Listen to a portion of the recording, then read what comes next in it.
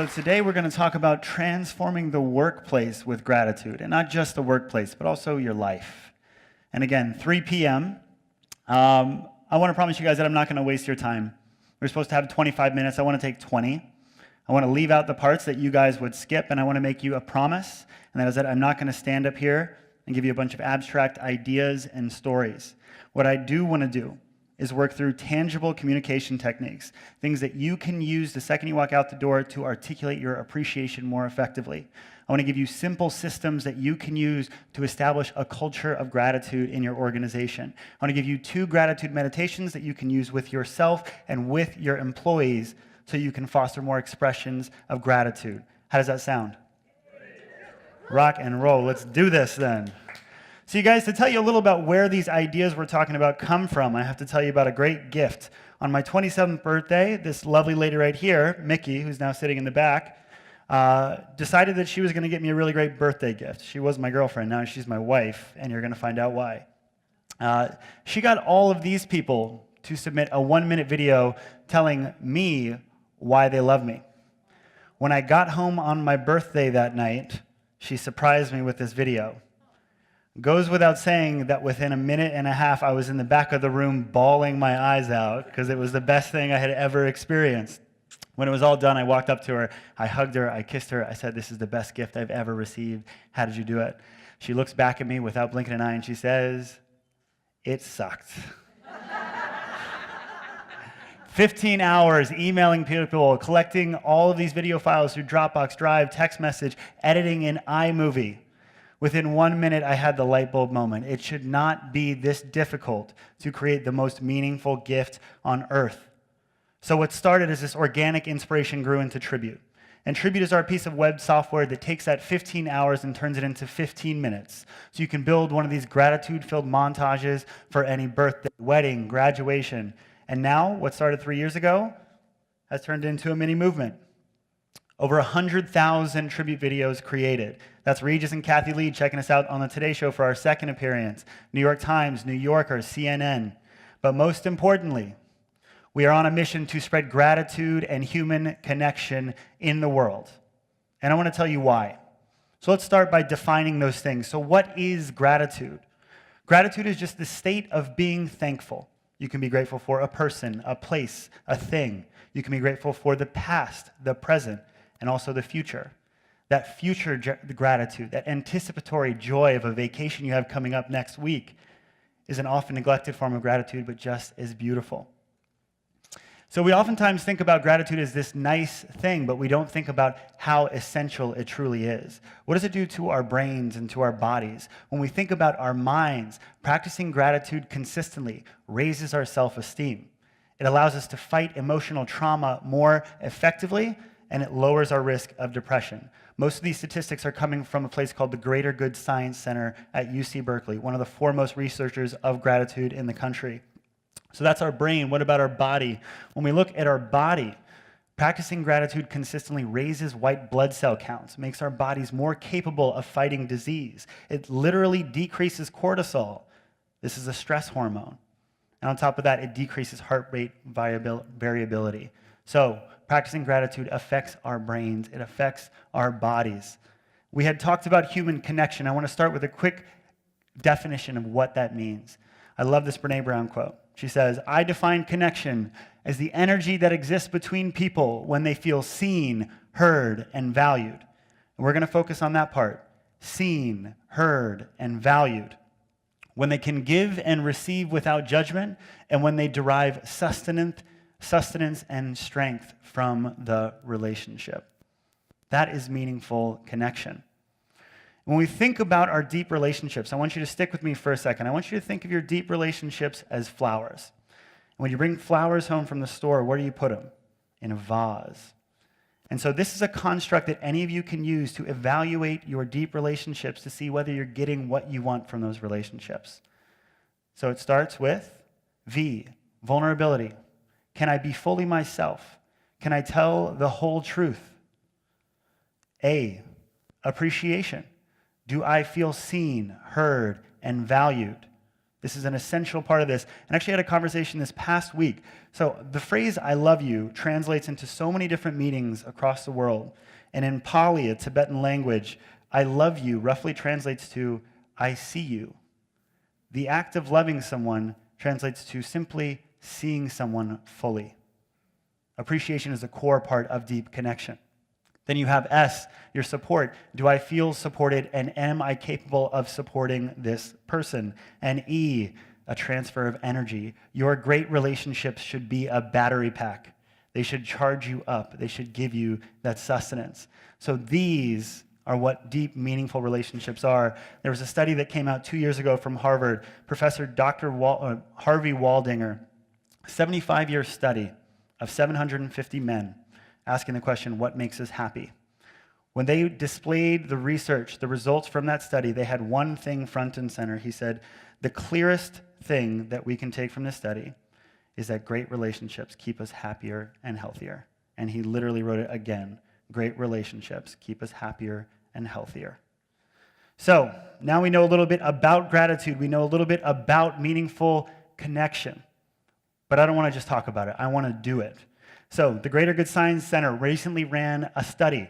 They asked people to practice gratitude every single day for 30 days, and the results were stunning, up to a 25% increase in subjective happiness just by taking 60 seconds a day to articulate your gratitude. So this is the first meditation that I'm going to offer you, and you can do this in the morning and at night. It is a much more accessible meditation than the one that many of in this room are probably failing to do day in and day out that we've been trying to for years.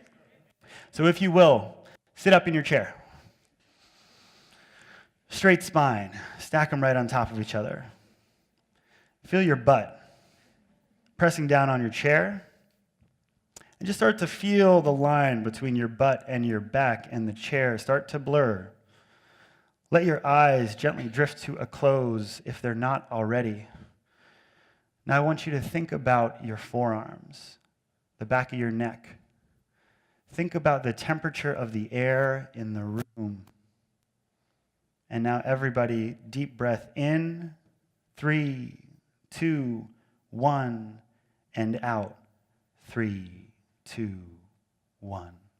And in, 3, 2, 1, and out, 3, 2, 1. And now what I'd like to do is invite you to think about 3 things that you are grateful for in this moment. Could be for a person, a place, or a thing. The past or the present. Hold on to those things. And then what I'd like you to do, once you have those 3, is to think about 3 things that you're looking forward to. What do you have coming up? What's a great session? What's waiting for you at home? What's coming up this weekend? And now just imagine yourself as the gratitude filling in a gratitude Oreo, just sandwiched with all the good in your life and all the good that's to come. And now come back into the room with me after taking one final deep breath out. And out. 3, 2, 1. All right, so it's nice to feel gratitude. It's better to express gratitude. Someone shout out what they were grateful for. Joy. Kids. Who's grateful for being here? Who's grateful to be alive? That's a pretty good one, right? We're doing that one together. So that's great. Again, guys, that's 60 seconds in the morning when you go to sleep for a 25% increase in subjective happiness. So around this time, you may be asking yourself, what does this have to do with my business? And I want to tell you by introducing you to Libby. So Libby had worked at a company called Steelcase. They produce a lot of the furniture that you might see in the biggest office parks in the country.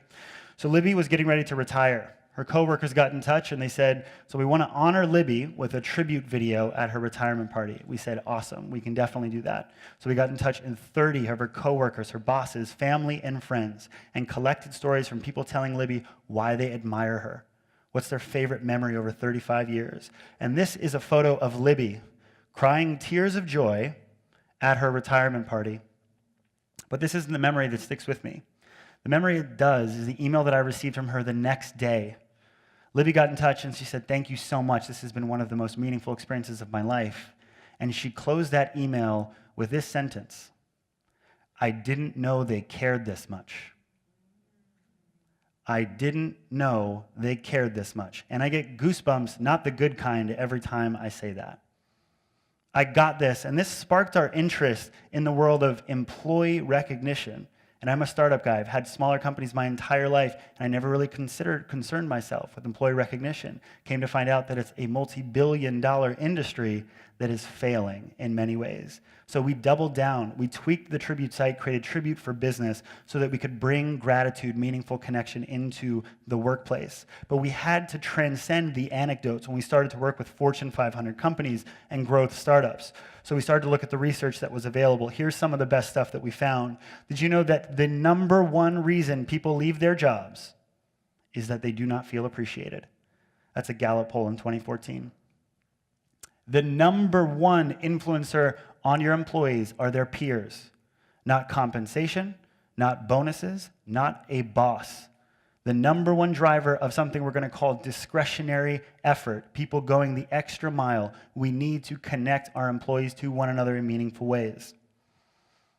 Companies that have a strategic recognition program, and to be clear, a strategic recognition program does not mean you are spending hundreds of thousands of dollars on recognition. It means you are being intentional about it. You can do it for free. Companies that have that strategic recognition program have a 71% increase in engagement. So that's why we need to do it. But I actually want to get back to one term, discretionary effort. So again, we all understand Maslow's hierarchy of need. At the very top of that is actualization. That's what we can consider the peak performance state of our employees. That's when they are inspired. That's when they're motivated. That's when they're creative. But to get there, this is how we think of modern recognition within Maslow's. You have love and belonging. Do I feel connected to my coworkers? And above that, you have esteem. Do I feel recognized and important within this community? If we want to unlock that peak employee performance, we need to consider recognition. So now we know why we can do this. We know why it's bottom line and important.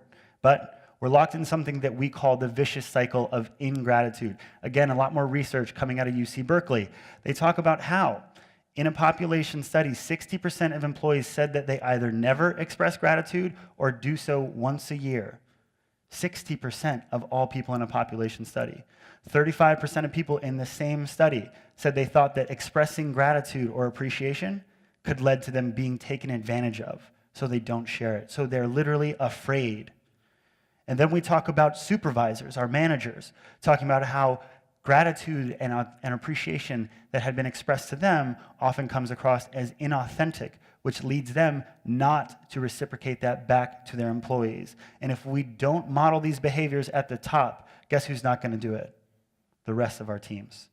So it needs to start there. And we're about to dig in. And some of you in this room may be thinking, why don't we do it? Or I don't have enough time. I don't have the budget. My employees, they just don't do that. They want to come and do their job and get home, but they're not mushy, they're not emotional like that. Well, I want to tell you that everything we're going to talk about today can be implemented under an hour. No excuse. Everything we're going to talk about today is free or nearly free. Again, no excuse. And everything that we're doing today has been tested on tens of thousands of people's and employees and works, not just those with their heart open like we see here in this room today. So you guys ready to dig into some of these techniques? Let's do it. So the first ones we're going to start with are communication techniques for you. How do we express our appreciation, our love for others effectively so that we can accomplish our goal? And the first one is not, I love you. So there's a guy named Robert Cialdini. He wrote an amazing book on communication called Influence. And in that book, he says, it is not your statement of affection that impacts the recipient. It is your explanation of it. I want to say that one more time. It is not your statement of affection that impacts the recipient. It is your explanation of it. So guess what it is? I love you because. So when I walk out of the house, I don't say, hey, Mickey, I love you. I said, Mickey, I love you because you make me the best version of myself. When you say thank you to your coworker who stayed late last night and got that report done, hey, Tommy, thank you so much for getting that back to me. We really needed this client, and that was a huge pickup for me. I wanted to go and pick my kid up from soccer practice. When we add descriptors, we show people that we're not just going through the motions. We show them the authenticity, the thoughtfulness, that we really mean what we say, and it allows these sentiments to be felt in a deeper, more lasting way. So anytime you hear yourself saying, I love you, anytime you say thank you, what is the because? It will transform the way you share your appreciation. I promise you.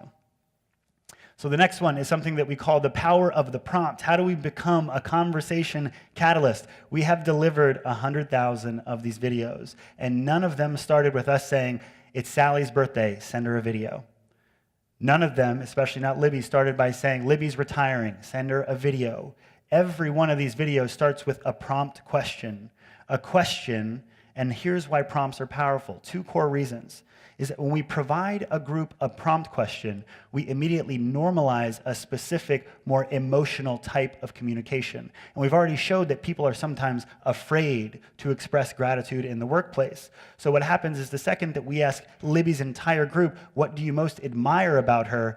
Everyone in that audience knows that they can share that kind of communication is celebrated, is supported, they're more likely to do it. And the second fact is something that basically plants a thought already in their head. So it's not open-ended. When you ask someone a question, they immediately have a thought. So they don't need to think so much about what they need to say because a prompt plants a response in their head right away. So where can we do these things? I want to give you, again, practical examples. How many of you guys take employees out to lunch or dinner for their birthday?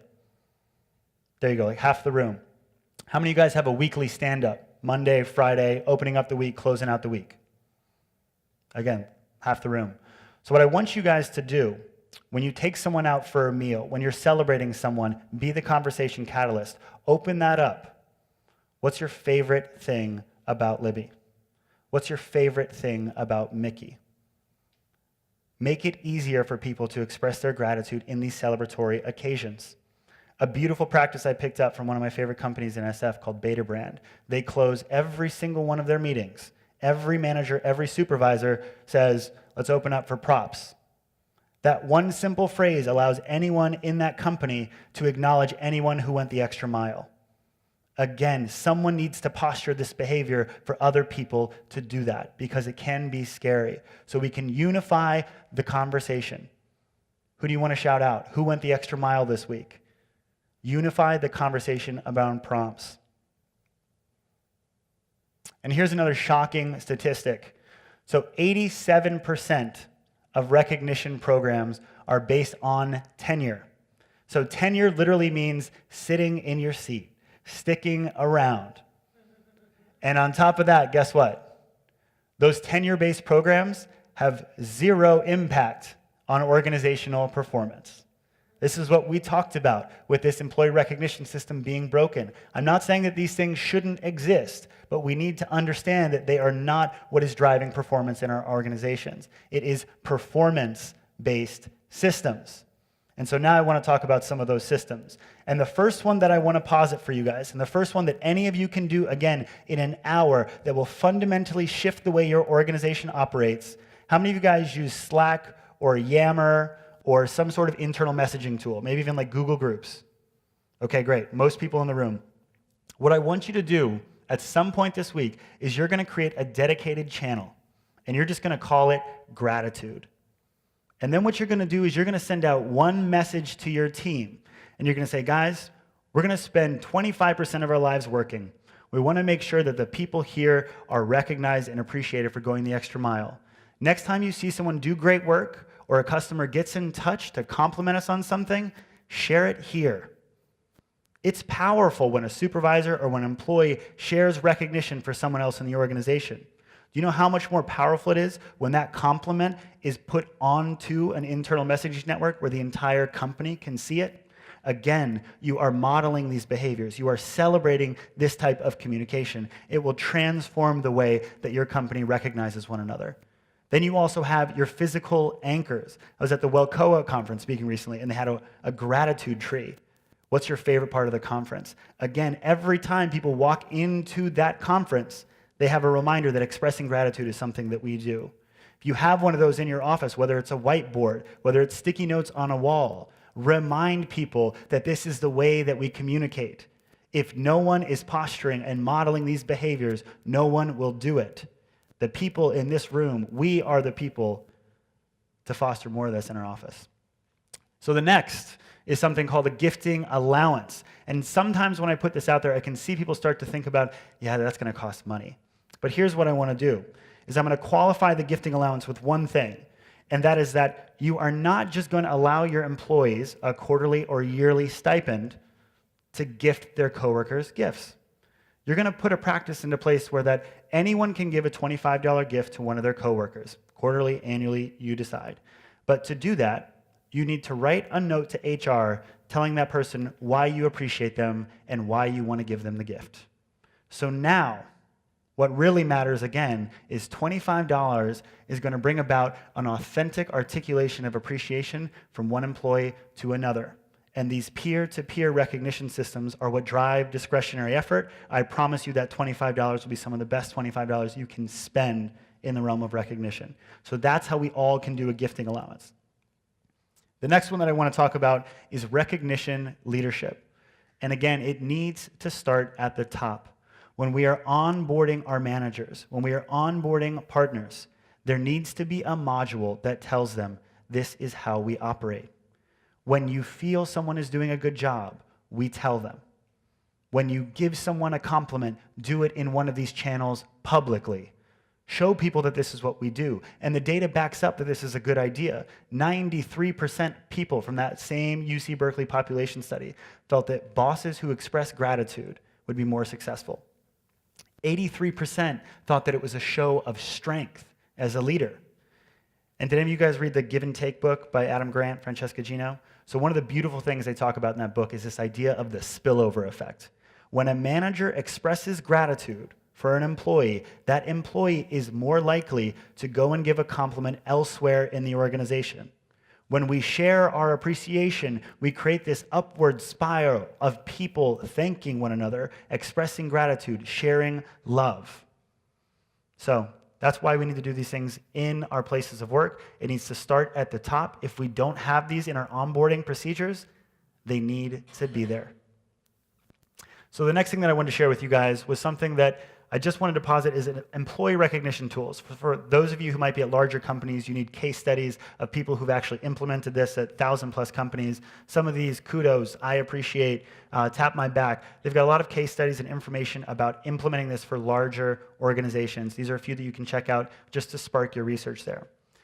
And so we're coming to a close, but I promised you guys that we're going to have 2 gratitude meditations. And so this one is a powerful one. For any of you that have offsites, that any of you that are getting a leadership team together, this is a truly powerful exercise.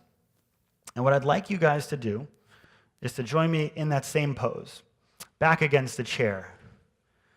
Feel your butt firmly grounded into the seat. And I'd like you to start to feel your butt just melt into the chair. Let your eyes drift to a close. Same thing, feel the temperature of the air on your forearms and on the back of your neck. And on the count of 3, deep breath in. 3, 2, 1, and out. 3, 2, 1. And in, 3, 2, 1, and out, 3, 2, 1. Now visualize to your left one of your best friends, someone you love hanging out with. Just imagine they're on your left facing you, and they're just sending you love. And you're just going to take that. Just receive it. And now on your right, I want you to imagine a family member, a mom, a dad, a brother, an uncle, an aunt, someone who's really there for you. And I want you to imagine that person sending you gratitude, just telling you why they appreciate you, sending you love. And the same thing. You're just going to take it in, receive it. And now in front of you, I want you to think about a coworker, someone you work with, someone who really goes the extra mile for you, someone who's always there when you need them. And they're sending you love. And you're just going to take that right in. And then behind you, I want you to visualize a mentor or a boss, someone that truly has your back. And then I want you to think about that person sending you love. And now you have all four of these people on all sides of you, and then they're sending you their love.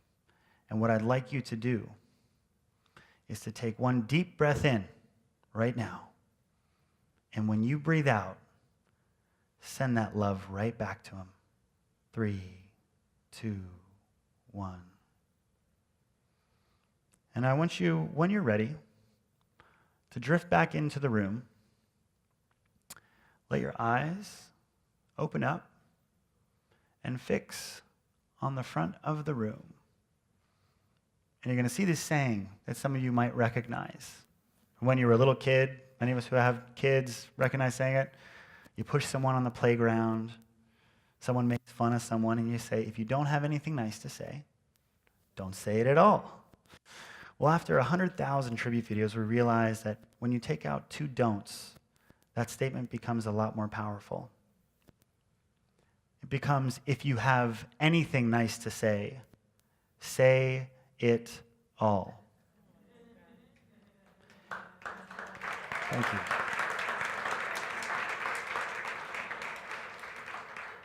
And so while this session is closing, I have a challenge. Each of those 4 people plays a pivotal role in your life.